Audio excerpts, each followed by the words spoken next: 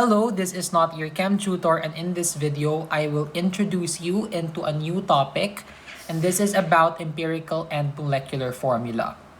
Specifically in this video, I will teach you how to find the empirical formula if you are given the molecular formula. And as usual, I put examples so we can practice. Okay, let's move on.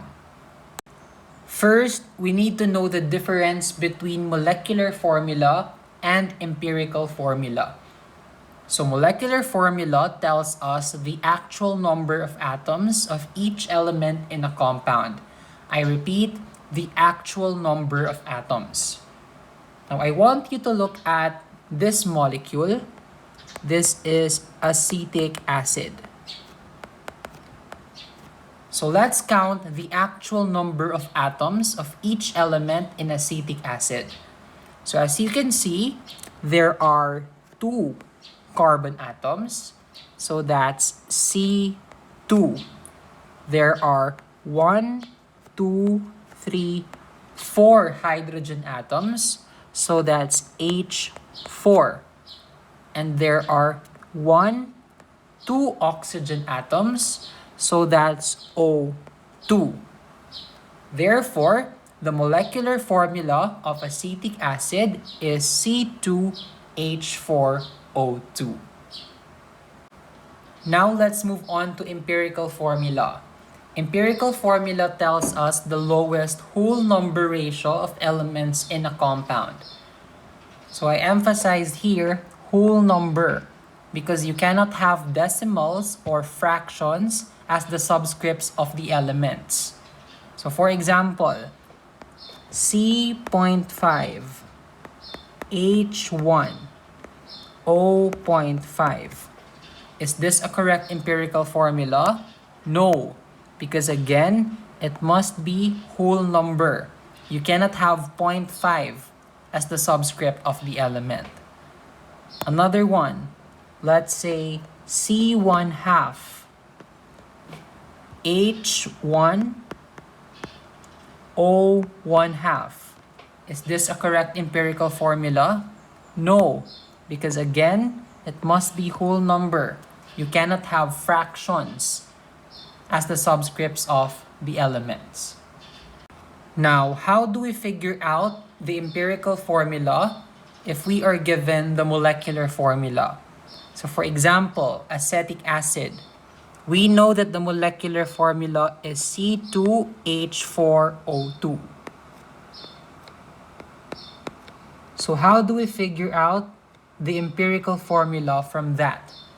So we will make use of what we learned in grade school or in elementary school, the concept of GCF, which means greatest common factor.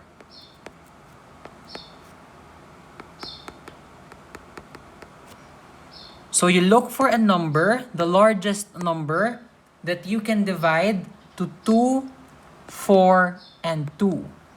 And that number is 2. The GCF is equal to 2. So you will divide the GCF to all of the subscripts. So you will do 2 divided by 2, 4 divided by 2, and 2 divided by 2.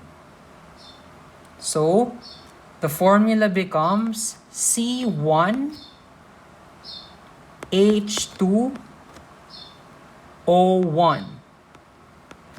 But in chemistry, we do not write 1 as the subscript, so we just write CH2O. Therefore, the empirical formula or the lowest whole number ratio of acetic acid is CH2O. This is the empirical formula. Now let's have another example. So I want you to look at the drawing of the molecule in the middle. So let's count the actual number of atoms in the molecule.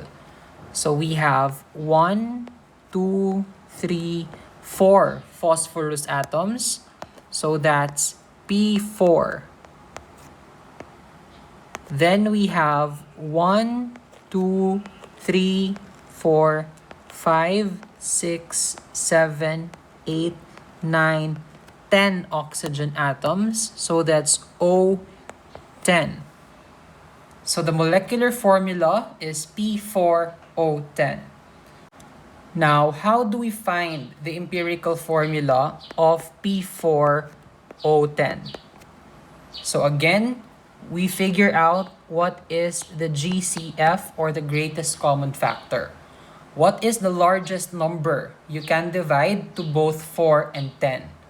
Can you divide them by 10? No. Can you divide them by 4? No. But can you divide them by 2? Yes. So the greatest common factor is 2. So you divide 4 by 2 and 10 by 2. So this gives us P2O5. Now I have a question. Can you reduce P2O5 into lower terms? Let's try. Let's find a GCF. What's the largest number you can divide to 2 and 5? So can you divide them by 5? No. Can you divide them by 2? Also no. The GCF of 2 and 5 is 1. So you divide 2 by 1 and 5 by 1. This gives us the same thing, P2O5. Since you cannot reduce it further, that means the empirical formula is P2O5.